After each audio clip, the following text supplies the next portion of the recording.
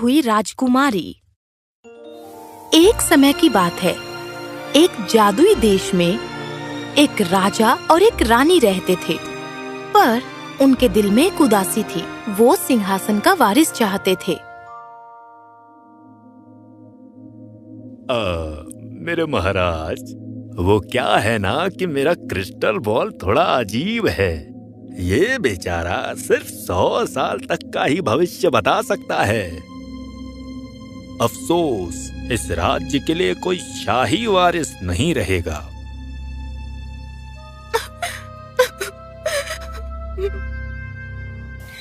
लेकिन एक दिन सुबह में खुशखबरी मिली।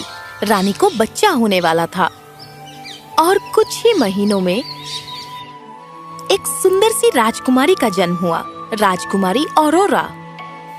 औरोरा की सुंदरता ने पूरे राज्य को मोहित कर दिया था और जो भी उसे गोद में लेता उनके दिल पिघल जाते। जैसे ही उसका आशीष समारोह करीब आया, प्रिंसेस को दिखा क्या?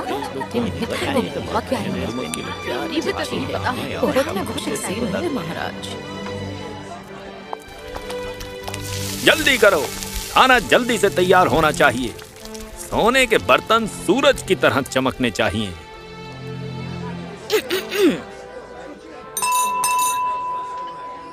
मैं हमारी प्यारी औरोरा के आशीष समारोह में सभी परियों का स्वागत करती हूँ, जो दूर देश से हमारी औरोरा को आशीर्वाद देने आई हैं। हमने धरती, समुद्र और आकाश से परियों को बुलाया है।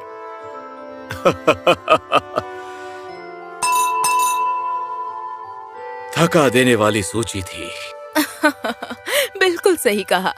खाने का आनंद लीजिए।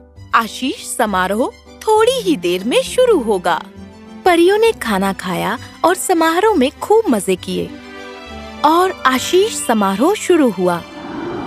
औरोरा बड़ी होकर इस दुनिया की सबसे सुंदर लड़की होगी और इसकी आवाज कोयल से भी ज्यादा सुरीली होगी।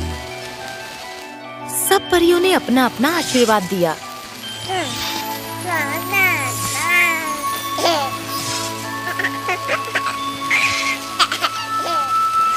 लेकिन अचानक हवा तेज होने लगी और आकाश में तूफान के बादल घेर आए। ये मौसम अचानक से कैसे बदल गया? ये मौसम नहीं था, ये थी तुमने मुझे न्योता नहीं दिया। परी मेलेफिसेंट।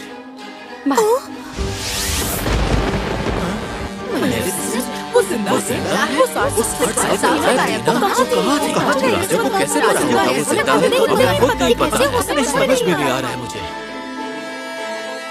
मेलेफिसेंट, प्लीज आओ हम शांति से बात करते हैं। इन्हें माफ करो मेलेफिसेंट, इनकी कोई गलती नहीं है। पर मेलेफिसेंट ने किसी की एक ना सुनी।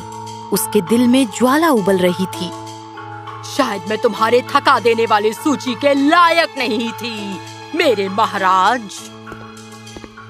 परी मेलेफिसेंट, मैं तुम्हें ढूंढ नहीं पा रहा था। हाँ? उन सब के बीच एक छोटी परी थी जो सब कुछ देख रही थी। परी मेरीवेदर। हे भगवान, ये क्या हो रहा है? सब गड़बड़ हो जाएगा। मेरी बहन मेलेफिसेंट, इसका गुस्सा बहुत खतरनाक है। ये अच्छा नहीं हुआ। वैसे मुझे न्योता नहीं मिला और ये तुम्हारी गलती है। अब इसे आशीष देने की बारी मेरी है। मेलेफिसेंट, रहम करो। हाँ बिल्कुल, हम परियों को आशीष देने का एक ही मौका मिलता है ना? घबराओ मत, मैं सबसे दयालु जीव हूँ। मैं इसे श्राप में बर्बाद नहीं करूँगी। मैं आशीष देती हूँ इस बच्ची की जिंदगी सुंदर रहे। हाँ, लेकिन सिर्फ 16 साल की उम्र तक, क्योंकि तब ये चरखे की धुरी पर अपनी उंगली चुभाएगी और सांस लेना बंद कर देगी, हमेशा के लिए। मेलेफिसेंट ने ये क्या कर दिया?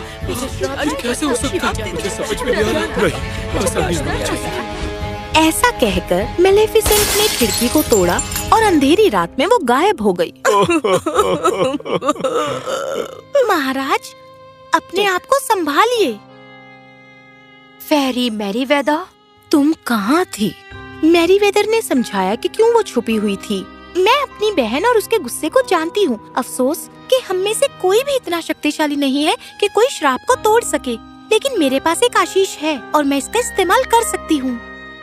16 साल की होने पर जब ये धुरी को छुएगी, इसकी सांसें बंद नहीं होगी, बल्कि ये गहरी नींद में चली जाएगी, और जब एक सच्चा राजकुमार इसे चूमेगा तब ये जागेगी।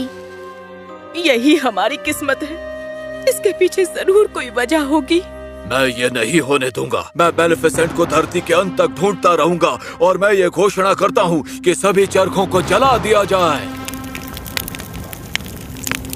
साल बीत गए और ऑरोरा बड़ी होकर एक सुंदर और समझदार लड़की बनी। राज्य में हर कोई उसकी दयालुता और अच्छे स्वभाव के लिए उसे पसंद करता था।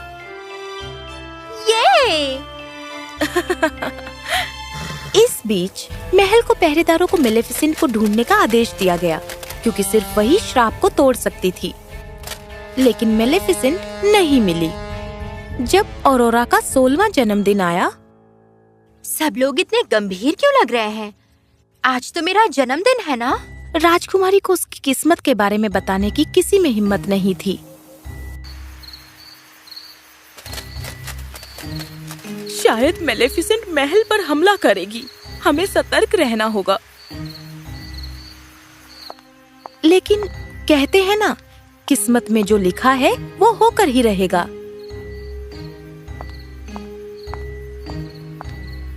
अरे नहीं, यहाँ बहुत धूल है। और एक बड़ी सी चीज वहाँ पर थी, जिसे कपड़े से ढका हुआ था, और वहाँ पर था एक चरखा।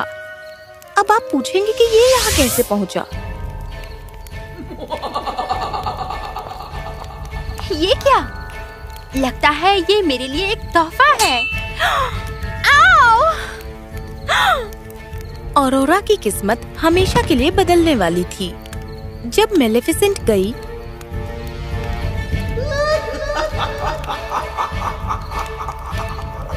फ्लोरा, फौना और मैरीवेदर को पता चला कि मेलेफिसेंट आसपास है, तो वो दौड़ते हुए आई।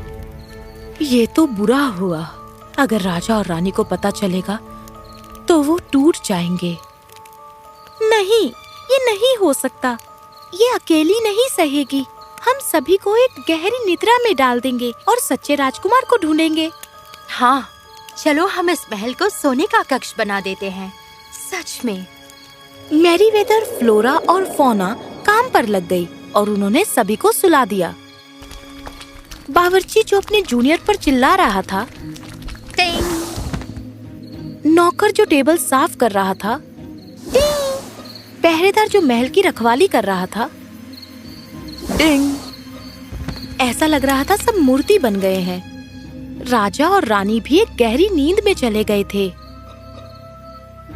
मैरीवेदर, फ्लोरा और फौना ने अपनी प्यारी ऑरोरा को बिस्तर पर लिटा दिया और राजकुमार को ढूंढने का वादा किया। उन्होंने महल के आसपास एक दीवार खड़ी की और जल्द ही उस जगह पर पेड़ और पौधे उगाए। उसे श्रापित जंगल के नाम से जाना जाने लगा और सोती हुई राजकुमारी एक दंत कथा बनकर रह गई। साल बीत गए और तीनों परियां राजकुमार को ढूंढने के लिए दुनिया भर में घूमती रही। अरे नहीं, ये खाना बंद करेगा कि नहीं? ये क्या? ये कसरत करना कब बंद करेगा? ओहो, ये जागेगा कि नहीं? हाँ। परियां सालों तक दुनिया भर में घूमने में इतनी व्यस्त थी कि उन्हें पता ही नहीं चला कि एक नौजवान राजकुमार था जो बड़ा हो रहा था।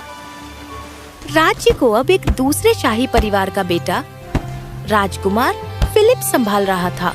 वो बहादुर और दयालु था, लेकिन ना ही राजकुमार या राजा कभी समझ पाए कि मेलेफिसेंट श्रापित जंगल से इतनी जुनूनी क्यों है।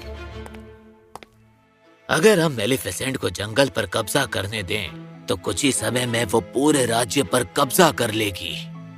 घबराइए मत पिताजी, इस बार हम मेलेफिसेंट को हमेशा के लिए खत्म कर देंगे। वो एक ऐतिहासिक दिन था। एक भयंकर लड़ाई शुरू हुई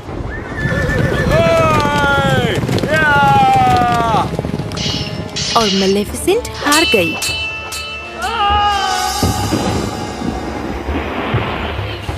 राज्य ने अपनी जीत पर खुशियां मनाई और परियों ने भी। हम कैसे नहीं देख पाए? यही है हमारा राजकुमार। शायद हमें अपनी आंखों का चेकअप करवाना चाहिए।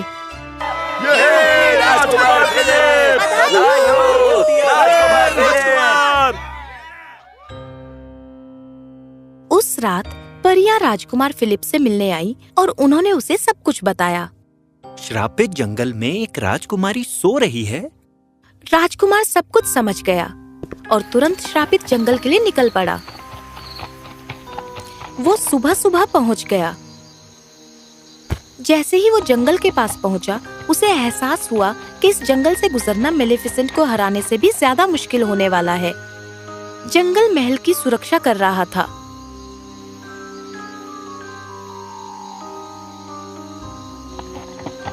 फिलिप अपने घोड़े के साथ अकेले अंदर गया। परियां उस पर नजर रख रही थी, लेकिन उन्होंने उसकी मदद नहीं की। उन्हें पता था कि कामयाब होने के लिए उसे ये लड़ाई अकेले ही लड़नी होगी। उसे साबित करना होगा कि वो एक सच्चा राजकुमार है। हाँ? आखिर में वो महल के अंदर पहुंच गया।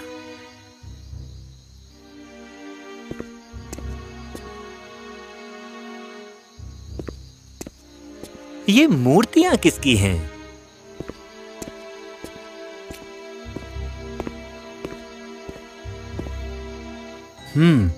अगर यहाँ सच में एक राजकुमारी है तो उसे बचाना बहुत जरूरी है। ये जगह तो कबाड़ खाना है। जैसे ही राजकुमार कमरे में आया, उसे यकीन नहीं हुआ। तुमने कर दिखाया। उसे किस करो, उसे जगाओ। और फिलिप ने ऐसा ही किया, बड़े प्यार से।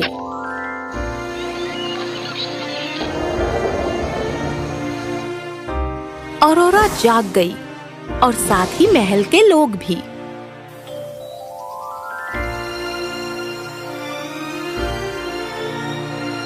क्या?